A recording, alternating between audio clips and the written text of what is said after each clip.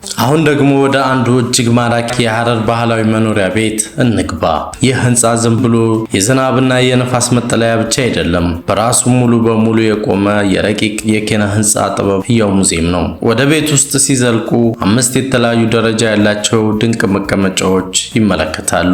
እነዚህ መድረኮች እንዲሁ የተሰሩ ሳይሆኑ የቤተሰብ አባላትና እንግዶችን ማህበራዊ ክብርና የትህትና ደረጃ በስርዓት የሚያሳዩ የክብር ስፍራዎች ናቸው። ግድግዳው ላይ የተሰቀሉት ማራኪ ቀለማት የለበሱት በእጅ የተሰሩ ስራዎች ደግሞ የሐረሪዎችን እናትና እህቶች የጥበብ ጥልቀትና የእጅ ስራ ልዕልና በዝምታ የሚመሰክሩ ህያው ስዕሎች ናቸው። ሐረር የፍቅር ብቻ አይደለችም፣ ሐረር የእውቀትም ታላቅ ከተማ ናት። በከተማዋ በሚገኙ የግልና የህዝብ ሙዚየሞች በዛ ጥንታዊያን ስራዎች ውስጥ በሺዎች የሚቆጠሩ በእጅ የተጻፉ ብርቅዬ ኪታቦች በክብር ተቀምጠው ይገኛሉ።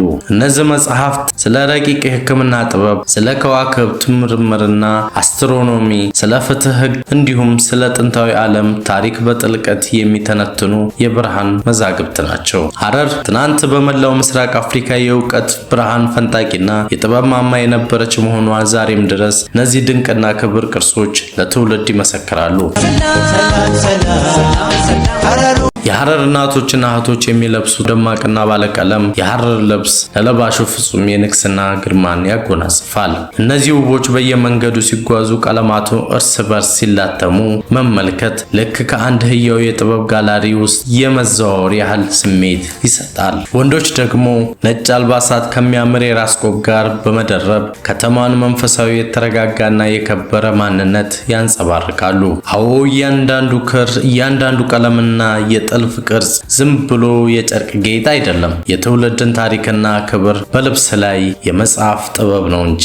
የሐረር ማዕድ የቅመማ ቅመሞችና የጣዕም ሚስጥራዊ ዓለም ነው። የሐረሪዎች ወጥ እንደሌላው አካባቢ ሳይሆን በልዩ ሁኔታ የተፈጩ ምስራቁ ድንቅ ቅመሞች እንደ ኩመን፣ እርድና በርበሬ የተደረገበት የጣዕም ማዕበል ነው። የሐረር ምግብ ዝም ብሎ ሆድን መሙላት አይደለም፣ የቅመሞቹን አስማታዊ ተስማሚነት የሚያሳይ የተወደደ ጥበብ ነው። ቀኑ አልፎ የሌሊቱ ጸጥታ በጀጎል ግንብ ላይ ሲነግስ ወደ ሐረር እጅግ አስደናቂና ጥልቅ ሚስጥር እንጓዛለን። ወደዚያ ጅብ ጠገብ ወደ ተባለው ታሪካዊ ስፍራ። በዚች ድንቅ ከተማ ውስጥ ጅቦች ዝም ብለው በዱር የሚንከራተቱ አስፈሪ አራዊት አይደሉም፣ የከተማው ህያው አካል፣ የሌሊቱ ድባብ ዘበኞች እንጂ። ያ ሚስጥራዊ ጅብ መጋቢ እዛ በጨለማ ውስጥ አይኖቻቸው የሚያበሩትን ፍጥረታት በየስማቸው በክብር እየጠራ ያንን የሚያስፈራ ስጋ ሲመግባቸው ማየት ነፍስን በሚያስፈራ ደስታ ይሞላል። በተለይም ጅቦቹ ያንን አውሬያዊ ተፈጥሯቸውን ጥለው ፍጹም በሆነ የቤት እንስሳነት ትህትና ከሰውየው አፍ ላይ በጥንቃቄ ስጋውን ተቀብለው ሲመገቡ መመልከት በመላው ዓለም ላይ እነዚህ ሐረር ውስጥ ብቻ የሚገኙ ድንቅ እጅግ አስገራሚና ወደር የሌለው ህያው ተአምር ነው። ሐረር ሰውና ተፈጥሮ ፍቅርና ፍርሃት በአንድነት ተስማምተው የሚኖሩባት ሚስጥሯ የማይጨረስ የጥበብ ከተማ ናት። ይቺ የዘመናት ማህደር የሆነችው ከተማ ዛሬ ደግሞ ታሪካዊ ክብሯን ከዘመናዊ ውበት ጋር አጋብታ በአዲሱ የኮሪደር ልማት እጅግ አሸብርቃና ደምቃ ትታያለች። የኮሪደር ልማቱ የሐረርን ጥንታዊ ወርቃማ ለዛ ሳይበርዝ ይበልጥ እንዲጎላና የአይን ማረፊያ እንድትሆን አድርጓታል። መንገዶቿ ተውበዋል፣ መብራቶቿ ሌሊቱን እንደ ንጋት አብርተውላታል። ከተማዋም አዲስ የግርማ ሞገስ ልብስ ለብሳለች። ይህ የልማት ስራ ለከተማ ውበት ብቻ ሳይሆን ወደ ሐረር ለሚጎርፍ የዓለም እንግዶችና የሀገር ውስጥ ጎብኚዎች ፍጹም ምቹ፣ ሳቢና ማራኪ የሆነ የቱሪዝም ድባብ ፈጥሯል። አሁን ሐረርን መጎብኘት ታሪክን መዳሰስ ብቻ አይደለም፣ ተዘርግቶ በሚጠብቅ የወርቅ ምንጣፍ ላይ እየተራመዱ በደህንነት ምቾት ስሜት ጥበብን ማዕበል መቅዘፍ እንጂ። ዛሬ ሐረር የትናንትናውን ጥልቅ ታሪኳን በአዲሱ ዘመን የልማት እምቡጥ አሽሞንሙና ዓለምን ኑ እውኝ እያለች በኩራት ትጣራለች። ውቧ አዲሷና ዘላለማዊቷ ሐረር ለዓይን ፈውስ፣ ለነፍስ ደግሞ ረፍት ሆና ዛሬም ትነግሳለች።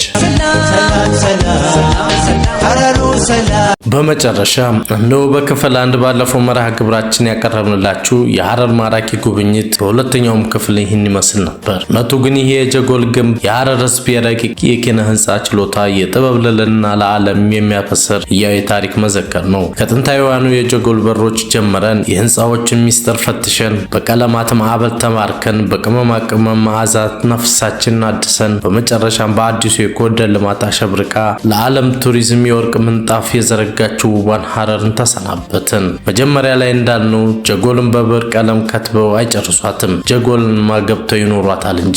የዛሬው ዝግጅታችን ይህን ይመስል ነበር። ይህ የታሪክ ጉዞ ልባችሁን ከነካው ቪዲዮን ላይክ ማድረጋችሁ እንዳትረሱ። ወደፊት ደግሞ የትኛውን ታሪካዊና ባህላዊ ስፍራ አብረን እንድንቃኝ ትፈልጋላችሁ? ሀሳባችሁን በኮሜንት አጋሩኝ። እንደዚሁ ቢሆኑ ታሪክና የባህል ስራዎች ሁልጊዜም እንዲደርሷችሁ ቻናላችን ሰብስክራይብ በማድረግ የቤተሰባችን አባል ይሁኑ። እስከሚቀጥለው የጉዞ ምዕራፍ ድረስ በሰላም ቆዩልን። ኢትዮጵያ ለዘላለም ትኖር።